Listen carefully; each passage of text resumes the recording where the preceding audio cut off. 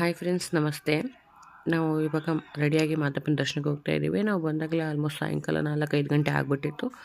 ಆಮೇಲೆ ಸ್ವಲ್ಪ ಹೊತ್ತು ರೆಸ್ಟ್ ಮಾಡಿ ತಿರ್ಗೆಲ್ಲ ರೆಡಿಯಾಗಿ ಹೋಗ್ತಾ ಇದ್ದೀವಿ.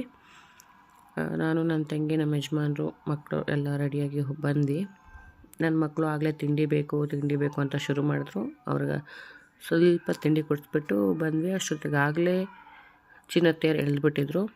ನಾರ್ಮಲಾಗಿ 7:30 ಮೇಲೆ ಎಳಿತಾ ಇದ್ದಿದ್ದು ಚಿನ್ನತೇರನ್ನ. ಇವತ್ತು ಹೆಣ್ಮಜ್ನ ಅಂತ ಹೇಳ್ಬಿಟ್ಟು ಬೇಗ ಎಳೆದ್ಬಿಟ್ಟಿದ್ದಾರೆ.